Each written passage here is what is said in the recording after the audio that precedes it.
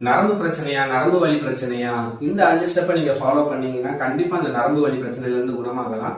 அது என்னென்ன அப்படிங்கறத இப்ப பார்க்கலாம். முதல்ல வந்து ஸ்ட்ரெச்சிங் அண்ட் யோகா. இந்த ஸ்ட்ரெச்சிங் அண்ட் யோகா நீங்க தொடர்ந்து செய்யறப்போ உங்களுக்கு வந்து நரம்பு வலி பிரச்சனை வந்து வராது. ஆல்ரெடி நரம்பு வலி பிரச்சனை இருக்கிறவங்களுக்கும் குணமாகும்.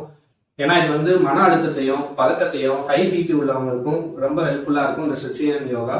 ரெண்டாவது வந்து குட் ஸ்லீப். இப்பெல்லாம் நிறைய பேர் நல்லா தூங்குறதே இல்லை, நைட் எல்லாம் ரொம்ப நேரம் முடிச்சிட்டு இருக்காங்க.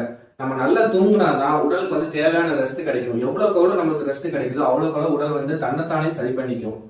மூணாவது வந்து மசாஜ். அந்த வலி உள்ள இடத்துல அப்பப்போ நீங்க ஒரு ஆயில் மசாஜோ இல்ல வந்து ஹாட் வாட்டர் மசாஜோ கொடுத்துட்டு வாங்க. ஏன்னா நீங்க மசாஜ் பண்றப்போ அந்த இடத்துல ரத்தோட்டம் அதிகமாகும். அதே மாதிரி வலியும் வீக்கமும் குறையிறதுக்கான வாய்ப்புகள் ரொம்ப அதிகமா இருக்குது. அப்புறம் வந்து ஹாட் பேக் இல்லைன்னா ஐஸ் பேக்.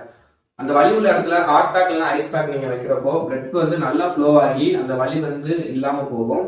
ஏன்னா நரம்பு வந்து வலிக்கிறதுக்கு ரீசனே பிளட் ஃப்ளோ ஒழுங்கா இல்லாத காரணம் தான். நீங்க ஹாட் பேக் இல்லைன்னா ஐஸ் பேக் வைக்கிறப்போ அந்த பிளட் ஃப்ளோ வந்து நல்லா ஃப்ளோ ஆகி அந்த இடத்துல வலி குறையும். அப்புறம் அஞ்சாவது வந்து நீங்க உட்கார்ற முறை, அதாவது அமரும் முறை. சில பேர் வந்து உட்காந்துட்டு எந்திக்கிறப்போ கை கால் பிடிச்சி இழுக்குது அப்படின்னு சொல்லுவாங்கல்ல, அது நீங்க காரணம் ராங் பொசிஷன்ல உட்காரலாம். நிமிர்ந்து உட்காருங்க. சேர்ல உட்காந்தாலும் சரி, கீழே உட்காந்தாலும் சரி, நல்லா நிமிர்ந்து உட்காருங்க. உங்களுக்கு எப்படி உட்காந்தா உடம்பு வலிக்காம இல்ல உங்களுக்கு கம்ஃபர்டபுளா இருக்கோ அப்படியே உட்காருங்க.